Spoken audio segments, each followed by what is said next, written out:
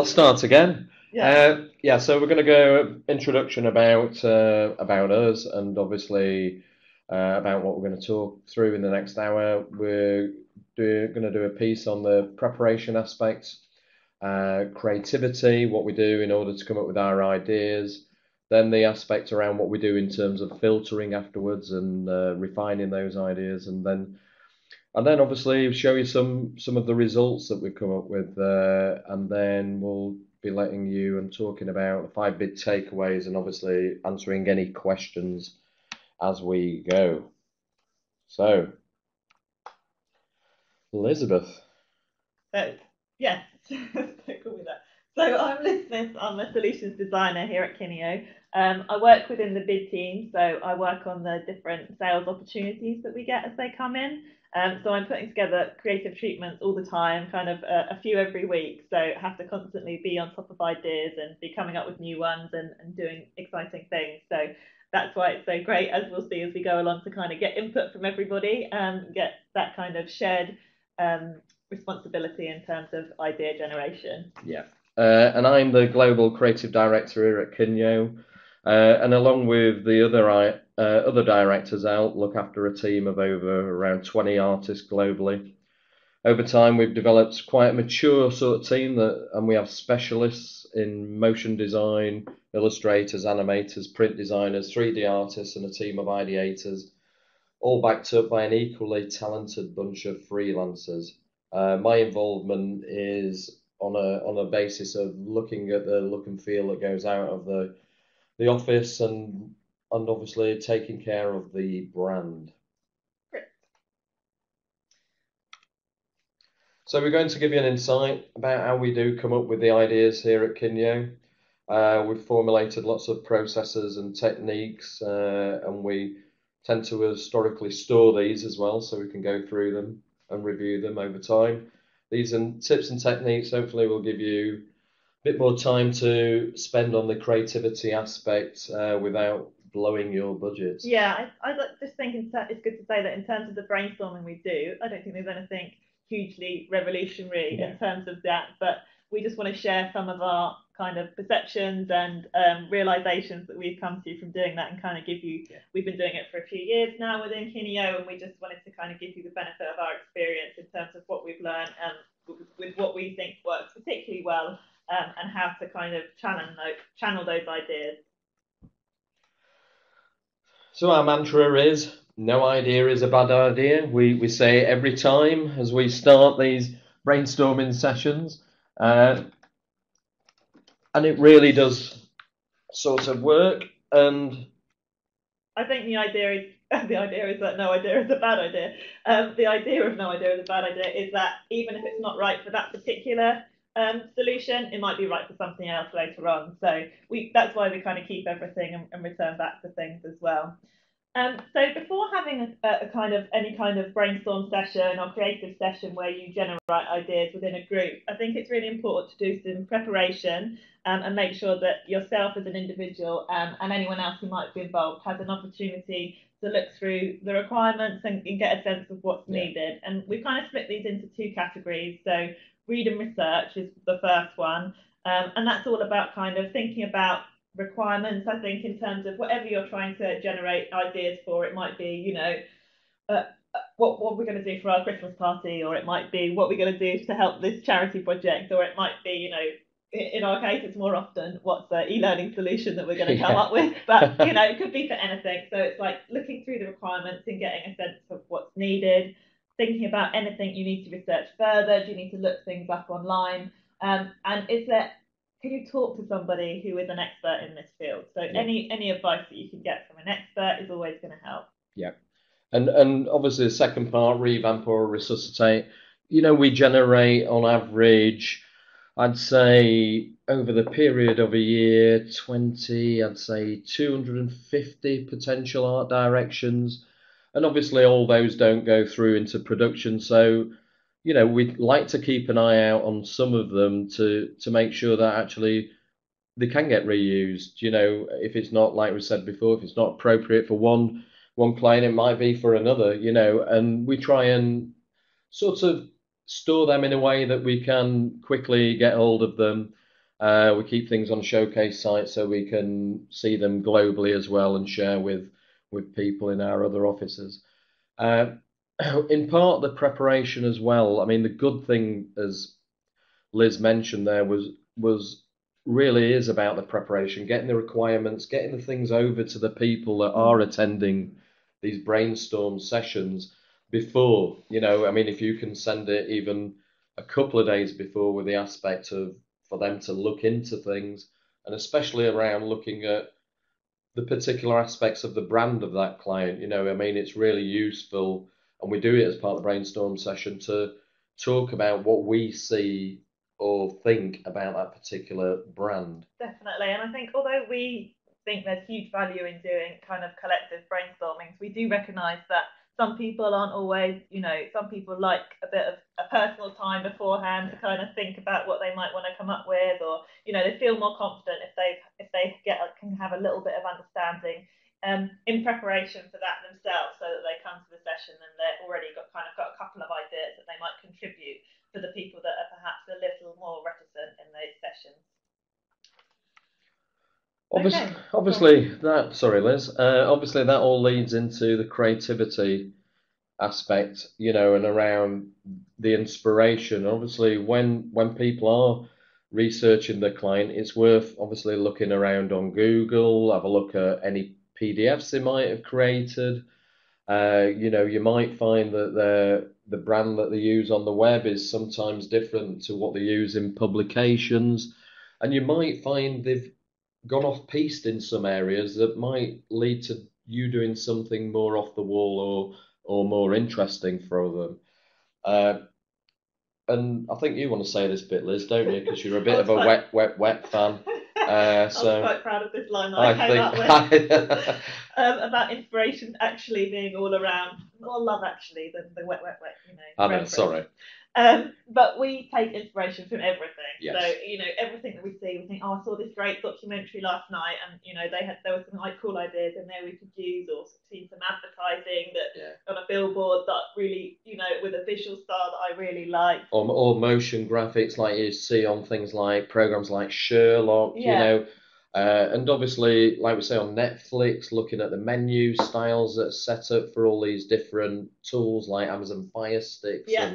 So there's just tons of places that you can take inspiration from. And so one of the things to kind of reflect on about that is thinking about what kind of stories do your kind of favourite TV shows or films, what kind of stories do they tell? How do they get their messages across? What kind of visuals do they use? The magazines that you like, how are they laid out? How are your favourite websites that you go back and back to? Why do you go back to them? Are they easy to use? Are they nice to look at? Are they, give you everything you need? All of those things are, completely relevant to learning. So it's about taking all those things forward, but also being aware of why you like them, like what is it about them? Why do you go back? So that's kind of what we take for inspiration. And if you're still stuck, then we just wanted to share with you some of the key websites that we use. I know you might be aware of some of these already, but these are all kind of great sites. Should we just visit a few? Yeah, so obviously, a lot of these are beholden to the graphic artists aspect, but it leads into looking at different styles of menus, how they've laid out the content, how things respond in terms of responsive nature. For most of these, obviously, we're looking at very highly regarded, visually creative sort of websites. Is there any ideas, techniques that they might have used that really ignites an idea within you to develop it into e-learning? So the sites that we have put on here it's a collective, really. There's some that the awards site has great stuff on there about menu design. It has great visuals. We go to FWA as well, looking at the latest creative innovations that are out there. We search places like Behance for certain type of illustration styles, typography, and then some of our graphic artists will then have their own Pinterest boards of maybe wild and wacky machines that they might use and incorporate and develop into illustrations. And then we have a Dropmark, and Dropmark really is our own site that we've bought into, that we collect and curate and share with clients. So we sometimes develop drop mark pages for certain clients, like your Rolls Royces and your Marc Jacobs and all these other people that we work with. But I think the other thing to say is you can collect things before you kind of Oh, get to yes, that point. totally. So, for example, we also have other pages about typography or Motion character graphics, styles. Yeah, character we have also illustrations. character design here. I've just shown you a couple of these examples now. So yeah, so actually, whenever we see something and we think, oh, I really like the character design of that, we drop it in there. And then if you're really stuck and you think, oh, I know that I'd like an illustrated character, but I don't know what type, I don't know what style. What style? You've got tons of things there already that have been collected to search from that you know we'd like to do. So it's about thinking about where you can use those ideas in advance, really. And obviously there is a curation aspect to that, because you infinitely can keep collecting, but it's also then going through and thinking, well, actually, that's now not on trend, or it's out of date, and getting rid of them and refreshing. So it's a constant sort of service, I suppose, of collation. And you'll see that a lot of the sites, for example, that we have in our drop mark are from BHARDS or the award site and so on. We see something nice, we drop it in and think, oh yeah, we'd like to do something like that. But it's such a fantastic tool, because you can collaborate with others. I can set up these and share them with clients. It really brings us more into that digital agency aspect. For sure. Okay, so there's some of the sites that we use, and we'd be really interested if people want to share maybe some more examples that they've got of stuff that they like to use, which they find inspiration from, because we're always looking for other places. Okay, so how do we stimulate creative thinking at Kineo? How do we do that? Well, every week we have brainstorms, and they're open to absolutely everybody, so anybody can come. And what we find there is it's really good because you get people from different disciplines. So you get someone from maybe a technical point of view, someone from a graphical point of view, someone from more of an instructional design point of view, like me. So or people from HR. exactly. I mean, it really is open. So anyone at all, and that really brings out some different ideas, which is great. You really get a good mix between people. I think some of the key tips we've kind of put up on the screen there. Think visually, kind of get out of your environment if you can. We have a great space here where we can kind of go away and do these webinars outside of the kind of get away from your desk and kind of think in a more creative space. So that really helps, definitely. And we've obviously put things around there about, don't limit us. We don't limit ourselves in terms of the amount of ideas, and we try and build on each other. So we keep it in a positive sort of framework, really. We try not to discourage. We don't discourage people. I say try not to. We just don't do that. We really try and encourage people to share. And there's difficulties within that as well. You might find some people are quieter than others. So, as a facilitator, you might need to look at some engagement techniques in order to draw out ideas, or even, try and change up the brainstorming aspect. We try and do different things each week, really. Yeah, so which we'll kind of go into a few of those today. But yeah, I think the rules are to be positive, prolific, and playful. So that is right. So yeah, keep everything someone says, you're like, yeah, never discourage anyone at this stage. Kind of, we always keep saying, because even if the initial idea maybe isn't what would work for the solution, someone then builds on that and builds on it, so it's really important to keep being positive as you go through. Yeah. Okay, so in terms of the process of the session, we wanted to give you a bit of a breakdown of how it works. So what tends to happen is we start with a warm-up activity. So this is the first thing that we do, and it really helps to kind of get people out of that normal working mode, kind of just get them thinking differently, get them to kind of get rid of any awkwardness, try and get people to lose those kind of social inhibition. Yeah, social inhibition. We don't go too far, Liz, but to a degree. But we have done things where we've warmed up with an exercise class and an exercise routine, and it's bringing, I suppose, that fun element. It's helping people to relax into the situation. And obviously, if you've got an environment where you can stand up and move around, you've got great wall space that you can write and draw on, that is brilliant. That's the sort of thing that you need. Try not to be rigid and structured in terms of you're all sitting round a table, because it gives it that, I suppose, formal aspect to it, and you want it to be a relaxed environment. Definitely. And what I've done in the slides as well is just to try and give an indication of how much time you should spend on each of the parts of the brainstorm. So we'd say about 10 minutes is perfect, just to get people warmed up, thinking a bit differently, and that's the first one. So we thought we'd have a go at a quick name 10 exercise. Yeah. We'll see how it works on the webinar, but if you just want to put in your comments to the box, then Kelsey will capture them. So this example is just called Name 10, and it's really simple. It's just kind of a quick exercise where you have to name 10 of something. So no, it's all right. Don't be put off by that next slide, Liz, because I put that in the wrong place. But these are a list of some of the warm-up ideas that we do. We try, as we've said, to actually keep a database of all these activities, so anybody can then do them. I mean, that's quite, an important thing around that.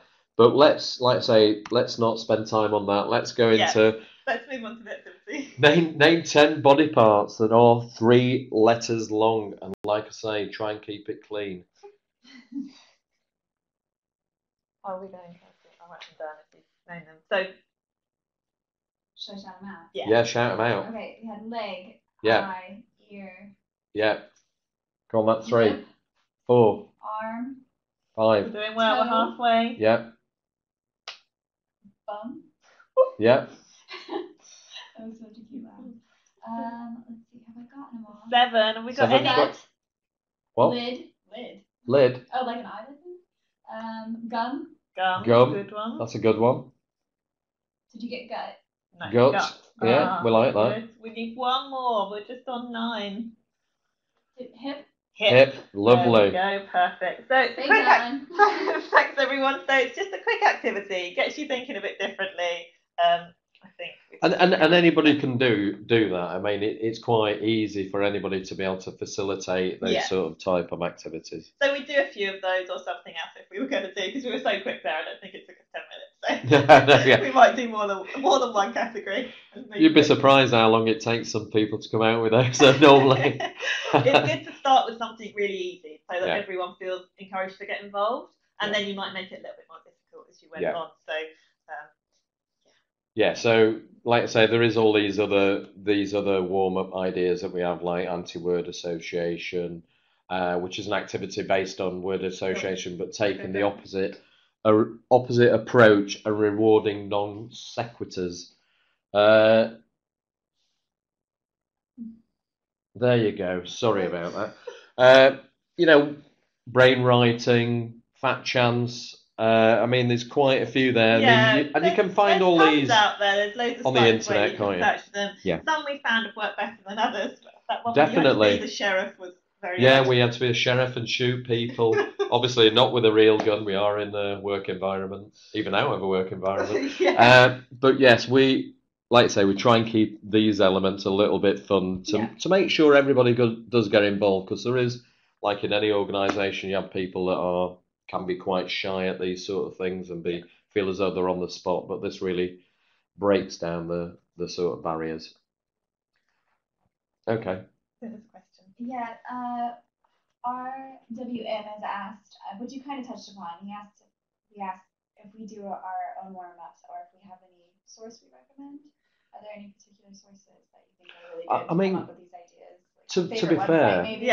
To be fair, I mean, we can put some links out there, because there are, let's be honest, a lot of these, been doing them for generations, so there's tons of information on there, and it is about experimenting. Like Liz says, there's some that we try and they absolutely fall flat, but you can't tell until you're in an environment with a group of people.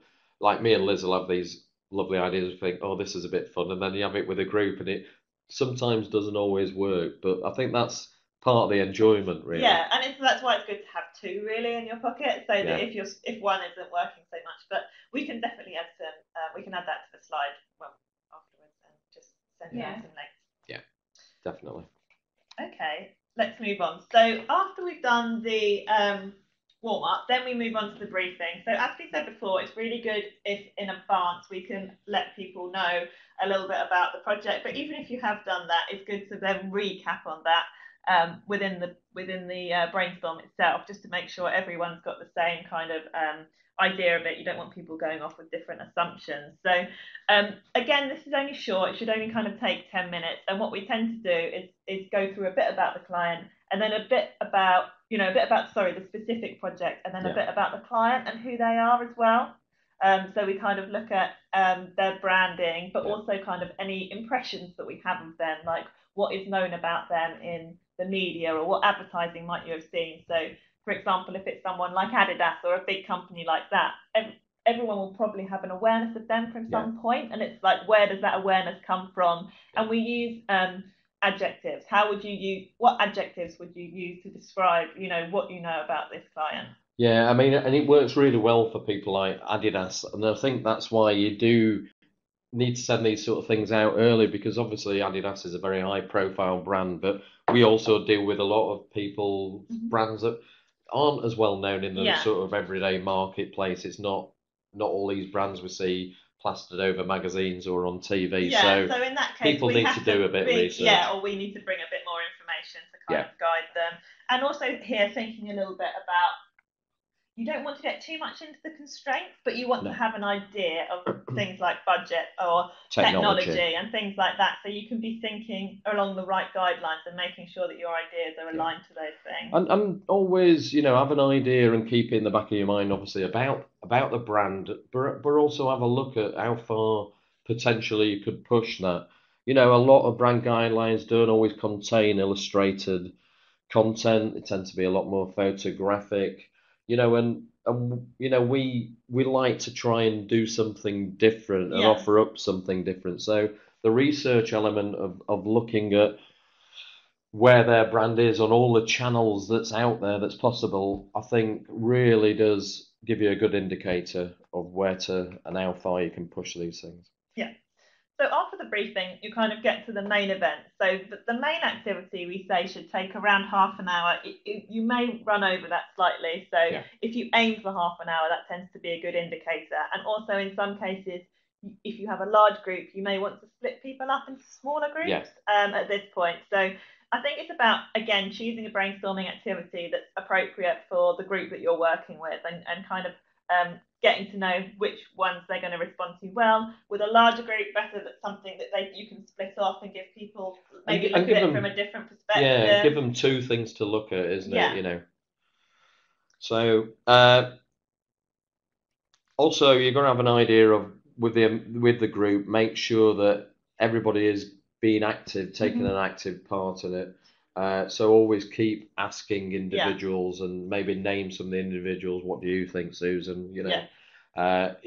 Giving people that encouragement and properly facilitating it. So some of the research, before you put these on, might be into how to facilitate. Yeah, I think that facilitation is crucial. And what we try to do is say, if we were to break people up into smaller groups, is Adrian and I wouldn't participate in that, but what we would do is move around from group to group, so we can just make sure that people really understand what the brief is. If they're struggling to come up with ideas, maybe just start them off on some things, and then obviously it spirals off in a completely different direction, which is great. But yeah, just making sure that they're kind of aware of what they're doing. So the example activity that we've got here is one that we've used called role storming. We've used this a few times and we find it to be quite successful. So what we do is take an approach and look at it from a different point of view. So it could be a well-known person, a person in history.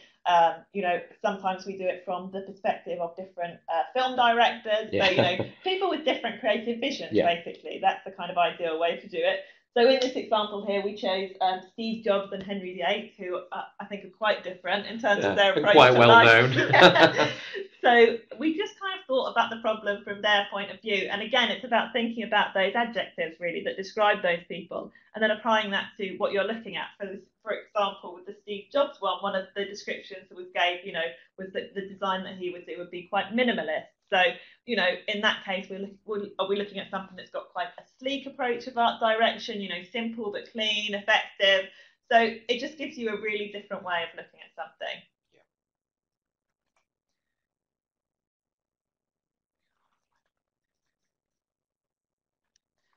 So once you've kind of done the main event, that's when you do the summing up. Again, I think it's really important at the end to kind of cover over everything that's been covered, make sure that everyone's had a chance to get their ideas out there. Are there any ideas that people have got that didn't come up?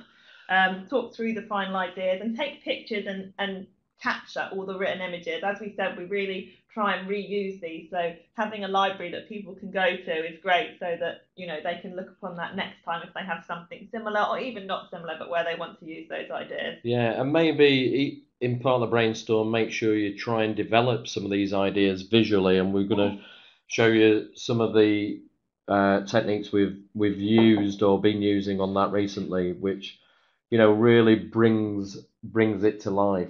Obviously from a graphics point of view, great having all these words, but we also then like to think of, well, where would it be? The situation that it might be in, the type of imagery it might use, So we try and maybe sketch up some of those ideas, and we can show you some of those now. Yeah, so either sketches or it might be mood boards that you could create just to get a sense of something before you kind of move into filtering down the ideas. So just making sure you've captured everything. And the mood boards, and I hope I'm not going to insult you by saying this. Well, let's hope not. But you don't have to be a graphic artist to create them. You it's do a collection not, no. of images. So you can make a Pinterest board, or you can make a Dropmark page, or you can, just cut and paste in Paint and put everything together. It's It's like a vision board, a mood board can be really. It's like helpful. Old school scrapbooking. I mean, anybody can do it. Yeah.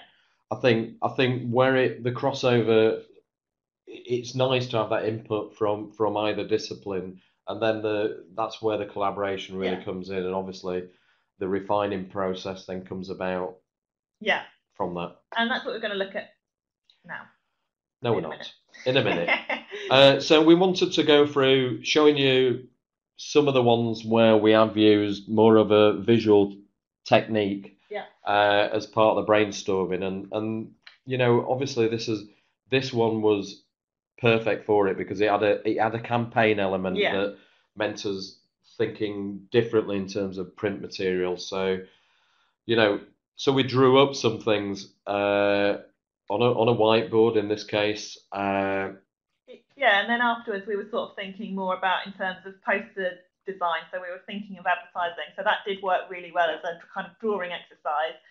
Again, no judgments about whether people were artists or not. No, it's more about capturing the ideas. It is capturing the ideas. I mean, in this, it was a big group session. It was a big group of people, I would say we probably had 15 to 20 different posters, that came out of that session. So within half an hour, and because people have to do it at speed and they have to be committed when they're doing these sort of things, they're kind of fresh in a way. So obviously what you see there is some really odd-shaped people and some nice spaceships, but you can see how that the initial ideas kind of forming, So on this next slide, this is some of the things that we're now starting to incorporate more is actually visualizing the entire thought process of the brainstorm in a very visual and illustrated sort of way. So it's a really nice way of capturing all the information that's taken there and obviously adding that visual aspect. Yeah, and we're lucky enough to have someone here who's kind of an expert at doing that.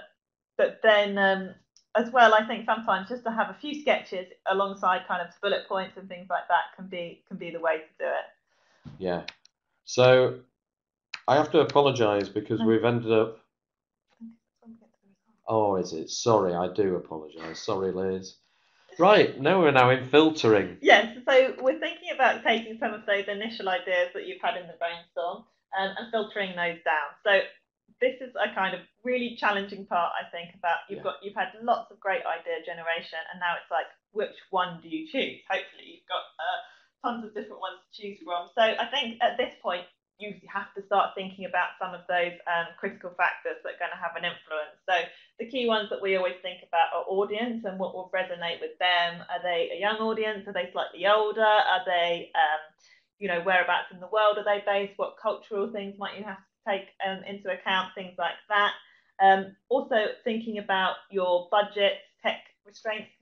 You kind of have to bring in the parameters at this point and think, I love that idea, but actually it's not going to work in this particular it helps you narrow them down, doesn't it? Yeah. And then obviously making sure at this stage it is slightly a bit more collaborative in the sense of any ideas that Liz might have, she then will refine and discuss with me or an art director to make sure that, some of the graphical aspects you can do them basically, and you can put them in and you can see an end product, so rather than going down the route of doing something that your graphic artist can't build in or develop and you have to go out externally, we try and make sure that we've got the right capabilities and match them accordingly, really. Sure. So that's the kind of filtering, and what we wanted to do is show you some examples of how we've got from the initial ideas to the filtering. So keeping the Google example in mind where we had the kind of posters, we're then now looking at the final designs that came out, and you can see in this case that they are quite similar. Particularly that first one is very similar to the initial design that was kind of thinking of these ingredients for innovation. But the second one's taken that spaceship idea and kind of done it slightly differently and kind of taken it somewhere else, which is really lovely, I think, in terms of the layout of it. And then some other examples that we've put into here is something that we did for Marc Jacobs, and this was actually a global brainstorm that we ran. So we did it with our US team, and it's slightly more difficult to do brainstorms. But possible. Yeah, definitely, like through webinars and using that kind of functionality. So we got a brief from one of our colleagues in the US. She explained, the project and what they were looking to do, and then we all kind of collaborated to bring together ideas. So we all collaborated. We set up a Dropmark page. We shared it around, and everybody started to put in items, and then we got back together to discuss around the technical possibilities and the sort of style in which way to push it forward. And these were some of the initial designs that were created. Yeah, so in this case, we've got some of the initial designs that were created, and then sort of where we went from there. So actually, the final designs turned out slightly differently, didn't they? Art direction went in a slightly different direction. We used more of these timelines, which scrolled through, and darker really in terms of look and feel. But it really worked for them as a brand. Definitely. Got quite an 80s look. Yeah. Which I thought worked really well. 5 big takeaways. So, on the takeaways already. I know, yeah, we've flown through that, haven't we? So, what do we think are kind of the key things that we've gone through that would help you when running a brainstorm or a creative session? Even if you're just doing it on your own, really, what are the things that can help you? I think one thing is knowing about the big picture. So it's really, at this point, it's really about taking into account everything, trying not to get too immersed in the detail, but really kind of looking at things from a bigger standpoint. What are you trying to achieve? What is the whole thing? Rather than kind of getting too immersed in, but we need to make sure that they know this piece of information or anything like that. Yeah, obviously making use of historical ideas. So have some sort of database set up with all these things on, so you can have time to reflect. We keep an entire showcase here of everything we ever develop, whether that's at sales stage or even through production. We keep at least 2 or 3 screenshots that we can access and reflect back on. But, making sure you've got something as a place to go to see these ideas. Definitely. Know your audience is kind of a crucial one from my point of view. I think it's something that we always try to do in our e-learning design. But yeah, definitely, if you can get an idea of the demographic of the audience, obviously without being too stereotypical in terms of finding out who they are, but kind of just thinking about the industry that they work in, what roles they might be doing, where they might be based, how they might be accessing learning, things like that. It really helps you to make sure that your approach is going to be targeted to them. We're always very learner focused here in terms of making sure that it's going to meet the learner's needs. Yeah, obviously setting up your stall, making sure you have got time to prepare, research, I mean, that's a big part of our industry, always keeping tabs on what's happening out there in terms of trends and technological advances. So, that aspect is really important. Make sure you take time to do that, set it all up, and then you should have a successful journey. Sure, and the final one, which is probably the most important, really, is about keeping an open mind. So, as we say, no idea is a bad idea, and even if on face value something doesn't seem like it might be the best, or even in reality, if it is a bad idea, yeah, things spur from that, and more ideas come from that one place, and it might not, as we said, it might not be right in that situation, but it might be right for something else. So I think trying to be as open as possible, and also sometimes you come to something and you think, yeah, I know exactly how I'm going to do this, but then you go to a brainstorming session and someone suggests a different idea and you think, oh yeah, I prefer that. I prefer that idea. So, just because you haven't thought of it yourself, it doesn't mean that, you have to kind of dismiss it. It's about being open to all those suggestions that come from people wherever they are in the business, really. Cool. So that's it, really. That's kind of everything that we were going to go through. Are there any questions? So we have at least two that have just come in. One was wondering do we filter down to just one idea for a client, or do we offer them choices sometimes, like if we get to that stage? Yeah, I think if they're two very different approaches and we've got the opportunity to do that, yeah, we'll give it the task of setting it with two very different designers as well in terms of graphics. So, maybe one comes from more of a photographic standpoint and one illustration. It depends. Yeah, and also to bring in the constraints, but slightly time-based as well, depending on how quickly that we have to turn something round. If it's very quick, we might only be able to present one idea. But we do also sometimes share, the mood boards or the drop mark pages or the initial ideas that we've come up with as well with our clients, so that they can see, a wide range of ideas, and if there's one that they prefer, they can say, oh, we really like this one. So then also you've got a bit more direction about which route to go down. And obviously if you are keeping an historical database, there might be some quicker elements and able to develop 2 or 3 ideas, because there might be some reuse, And then we have this question from Mark, which has come in. From an instructional design perspective, do you use design patterns such as reusable solutions for particular design challenges? Also, do you use different approaches, templates for different types of content?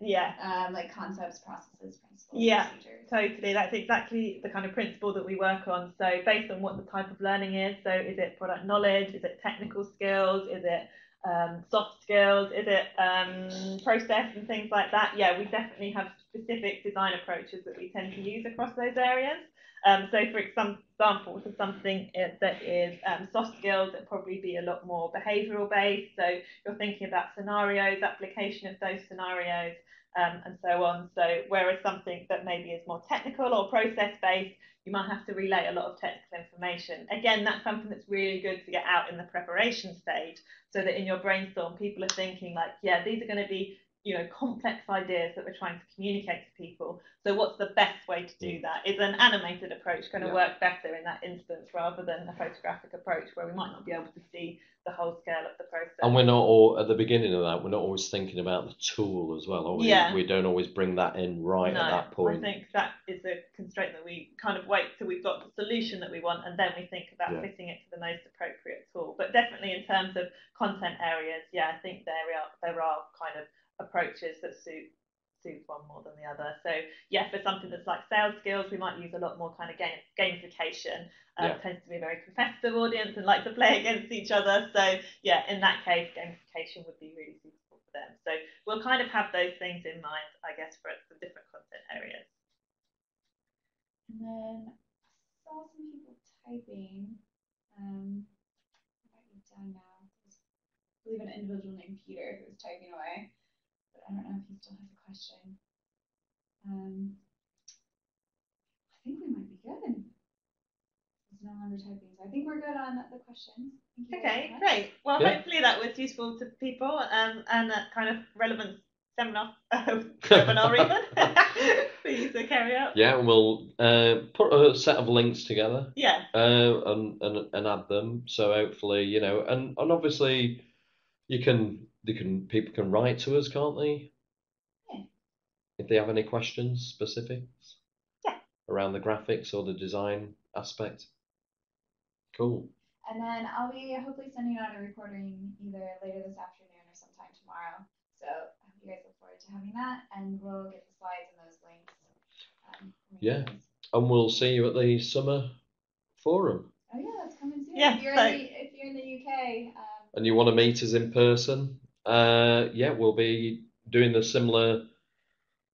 Yeah, but we'll probably have some different Seminar. brainstorming activities, so Yes, feel free hopefully. to come along and join It'll be live. See us in action, for real. Alan said he'll be popping down to see Steve McKenzie next month, so I might see Alan then. Okay, We lovely. look forward to meeting you, Alan. Yeah, great. All right, well, everybody have a wonderful Wednesday. Wednesday, no, yeah. Have a wonderful Wednesday and enjoy the rest of your week. Thanks all.